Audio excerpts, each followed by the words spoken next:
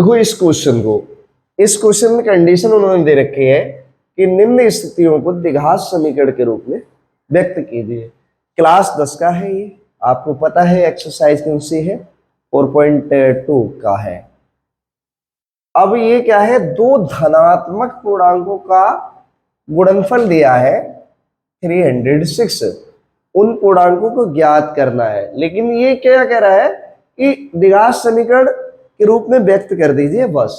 हमने धनात्मक पूर्णांक मान लिया है, एक x है माना, हिंदी में लिख रहे हैं, हिंदी मीडियम पढ़ा रहे हैं। एक धनात्मक पूर्णांक x, एक धनात्मक पूर्णांक x और दूसरा x+1 है तथा x+1 है। ये कौन सा है, एक x है और दूसरा सेकंड वाला जो हो जाएगा यहाँ पर लिख लेना, द्वितीय क्या हो जाएगा, x+1 हो जाएगा, ये द्वितीय वाला। ठीक है, अब हमने क्या कह रहा है कि उनका गुणनफल जानते हो, एक आपने x माना है, दूसरा ये है, तो गुणनफल क्या हो जाएगा हमारा, ये x+1 बराबर कितना है, अकॉर्डिंग टू यहाँ पे लिख लेना आप, अगर आपको सुटेबल लगे, ATQ। अकॉर्डिंग टू क्वेश्चन ही क्यों लिखते हैं कि छोटा लिख जाता है, प्रश्नानुसार लंबा हो जाता है। तो 306 इसका हम करेंगे x का x में करेंगे तो x स्क्वायर आ जाएगा plus x is equal to 306, x square plus x minus 306 is equal to 0। आप कहेंगे क्या ये आंसर है, हमने कहा बिल्कुल। अब तुम लोग क्या करते हो, जब एक नंबर में या दो नंबर में दिया गया है तो ये पूर्णांक में निकालना, कुछ बच्चे करेंगे अब इसका फैक्टर कर डालेंगे, फैक्टर करने के बाद में ये पूर्णांक निकाल डालेंगे। पूर्णांक नहीं, अब वो आपका समय बचेगा ना पेपर में, तो आप यही छोड़ाओ। वो साफ साफ शब्दों में कह रहा है निम्न स्थितियों को द्विघात समीकरण के रूप में व्यक्त कीजिए। अगर वो कहे कि द्विघात समीकरण के रूप में व्यक्त करने के बाद वो कहे कि हमें गुणनफल इनके पूर्णांक भी ज्ञात करो, वैसे इसमें दिया है ज्ञात करो, लेकिन इसमें व्यक्त करने तक ही था सीमित, तो आपने क्या किया, 306 के ऐसे फैक्टर करो जिनका अंतर 1 होना चाहिए, यहाँ कोई कोफिशिएंट नहीं है तो 1 मान लिया। 2 से आपने काटा, 2 बन जा 2, 2 5 जा 10, 2 3 जा, अब 3 से काटा 3 5 जा, और कितना हो जाएगा, 3 बन जा 3। अब फिर 3 से काट सकते हो तो आप कहेंगे 3 बन जा 3, 3 7 जा। अब आप लिख सकते हो 3 3 जा 9, 2 जा 18 हो जाएगा, 3 3 जा 9, 2 जा 18, 18 में से 17 जाएगा।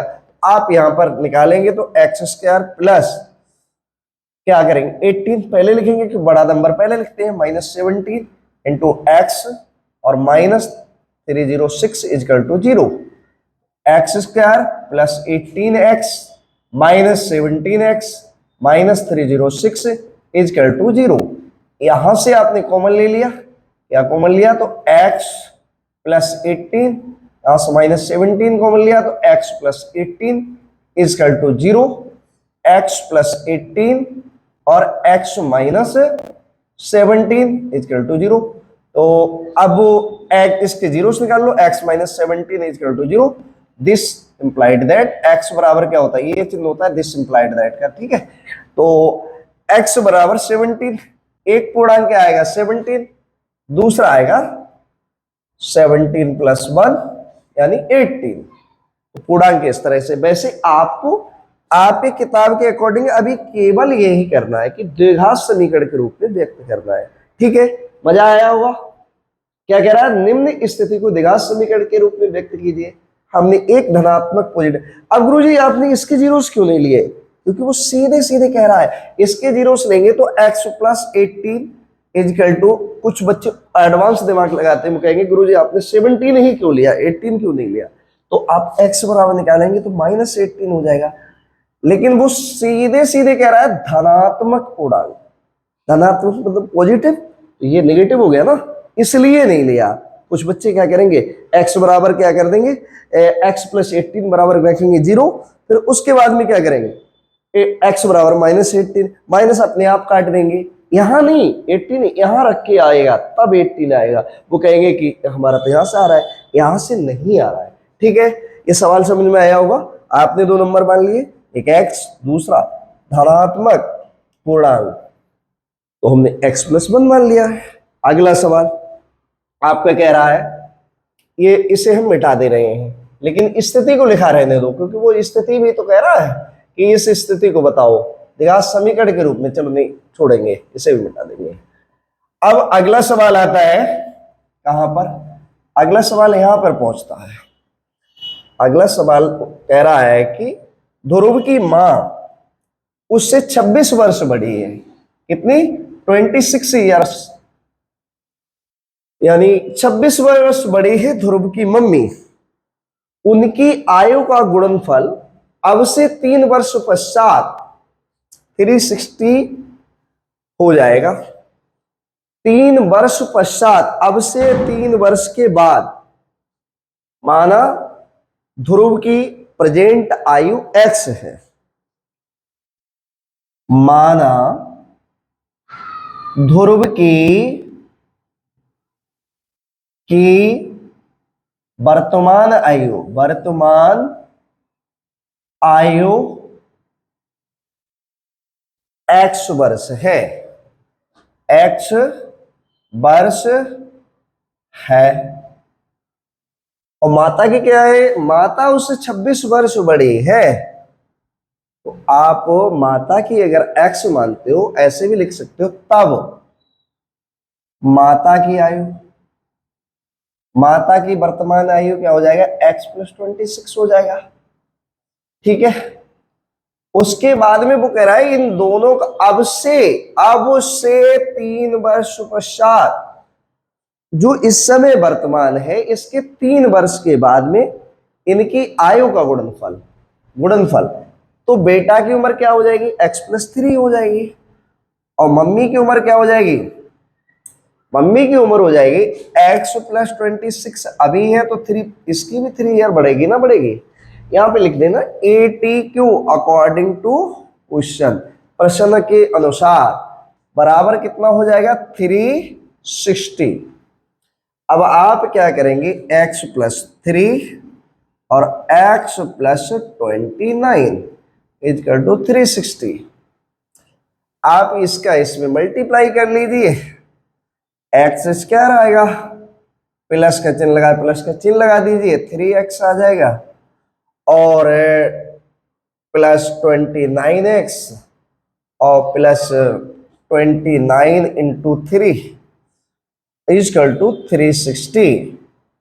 अब आपका कितना हो जाएगा? इसको सम कर लो, क्योंकि x के पद है, तो आपका 32 हो जाएगा। कितना हो जाएगा? x², यहां s करके खींच लो लाइन, प्लस 32x, और इसको करोगे 3 9 जा 27।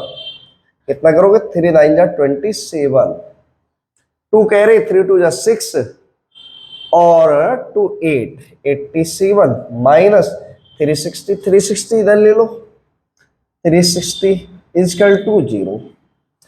अब 360 में से आपने 87 को माइनस कर दिया, 10 में से यहाँ 3 बचेगा, यहाँ बचा 5, 15 में से 8 गया 7 बचा, और यहाँ बचा 2।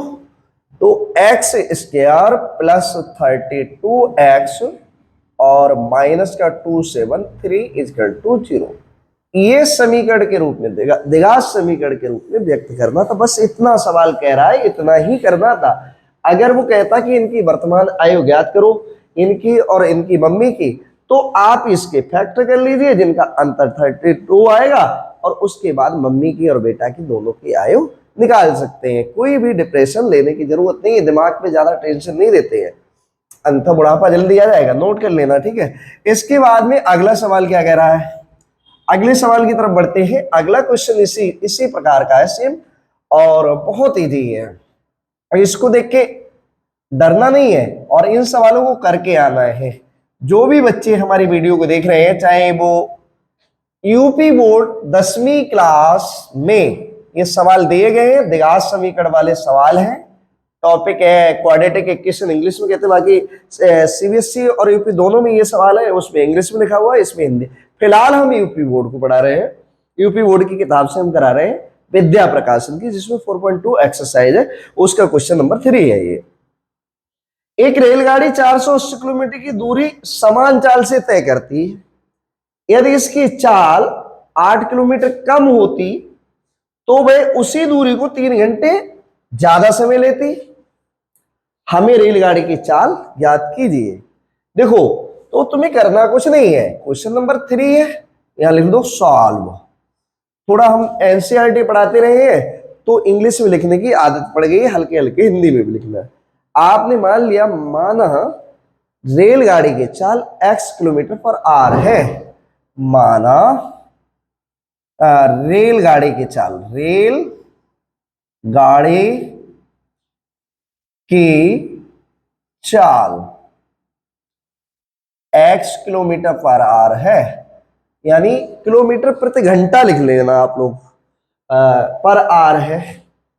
अब वो कह रहा है कि 480, आप एक चीज जानते हो, एक फार्मूला इंग्लिश में बोलते थे स्पीड बराबर डिस्टेंस अपॉन टाइम, और हिंदी में बोलते हैं चाल बराबर दूरी बटे समय, चाल बराबर दूरी बटे समय, और इंग्लिश में बोलते थे स्पीड बराबर डिस्टेंस अपॉन टाइम। समय लिख दो यार, समय। तो अब समय बराबर क्या हो जाएगा, समय बराबर हम लेते हैं तो समय बराबर हमारा हो जाएगा दूरी, दूरी बटे चाल।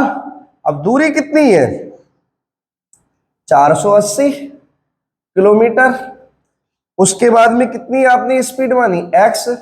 लेकिन इसके बाद में वो ये भी कह रहा है कि यदि इसकी चाल 8 किलोमीटर प्रति घंटा कम कर दी जाए, यहां क्या लिखोगे, अकॉर्डिंग टू क्वेश्चन ATQ, ध्यान देना, ATQ 480 बटे x इजकल टू 8 किलोमीटर कम कर दी जाए तो उसी दूरी को 3 घंटे ज्यादा समय लेती है। आप क्या करेंगे, इसकी चाल में जो है, क्या 8 किलोमीटर की दूरी कम कर दो तो 480 और प्लस क्या करेंगे अपॉन x माइनस 8। कुछ बच्चे कहेंगे ये 8 कहां से ले आए गुरुजी, ये 8 यहां से ले आए कि इसकी चाल में 8 किलोमीटर कम कर दी जाती है, क्योंकि उस रेलगाड़ी की चाल को ही तो x हमने माना है, रेलगाड़ी की चाल को हमने x माना है, तो इसके जो समय है उसी दूरी को 3 घंटे ज्यादा लेती है, तो 3 घंटे ज्यादा कर दिया। अब हम क्या करेंगे, हम कुछ नहीं करेंगे, इसे इधर ट्रांसफर करेंगे, 480 बटे x यानी 480, और यहां माइनस का चिन्ह लगेगा क्योंकि इसके आगे कोई चिन्ह नहीं है, तो ये प्लस का है। 480 upon x minus 8 is equal to 3। अब हमने क्या काम किया, हमने इसको फ्रैक्शन सॉल्व कर लिया, x और x माइनस 8 ऐसे ही होता है, और यहाँ 480 हमने क्या काम किया, कॉमन ले लिया, ऊपर से 480 कॉमन ले लिया। बोले ठीक है, अब जो ये x माइनस 8 है वो यहां पहुंचेगा और ये x यहां पहुंचेगा, ये चीज आप जानते होंगे अगर हमारे से पढ़े हो तो। x माइनस 8 और ये माइनस का x इजकल टू 3, ये माइनस प्लस का x सबसे पहले तो इसे उड़ाओ। दूसरी चीज, आप 3 बन जा 3, 3 बन जा 3, 3 6 जा 18, ये करो। अब आपका यहां करते हैं सवाल को, ठीक है। 160 इंटू माइनस 8, क्योंकि यहां ब्रैकेट लगा है, ब्रैकेट का मतलब क्या होता है, मल्टीप्लाई, अपॉन क्या हो जाएगा, x square minus 8x is equal to 1, cross multiply कर लिया, क्या दिक्कत है। आप इसे क्या करेंगे, 8 0 का 0, 8 6 जा कितना होता है 48, यानी 8 छंग 48 हिंदी वाले, 8 6 जा 48, 4 कैरी, 8 1 जा 8 और 4 12। क्या ये प्लस का नहीं आएगा, ये माइनस का आएगा, क्योंकि माइनस 8 से मल्टीप्लाई हो रहा है, is equal to x square minus 8x। अब इनको एक ही तरफ कर लो तो एक्स स्क्वायर माइनस 8x और प्लस 120 1280 इजकल टू 0। ये 0 जब तक नहीं लगाएंगे तब तक ये इक्वेशन नहीं बनेगी, ये याद रखना, क्योंकि मैंने बताया था समीकरण तभी कहलाएगा जब इसके बराबर 0 होगा, अन्यथा ये इक्वेशन नहीं। वैसे तो उसने इतना ही पूछा है, अगर वो कहे कि रेलगाड़ी की चाल ज्ञात करो तो रेलगाड़ी की चाल भी ज्ञात कर सकते हो। इसके ऐसे फैक्टर करो जिनका सम करने पर कितना आए, 8 आए। अब आप करेंगे गुणनखंड मेथड से, होगा नहीं, इसमें फार्मूला लगेगा श्रीधराचार्य का, -b प्लस माइनस b वर्ग रूट के अंदर और प्लस 4ac/2a, ये आपका समीकरण बन गया यहीं तक।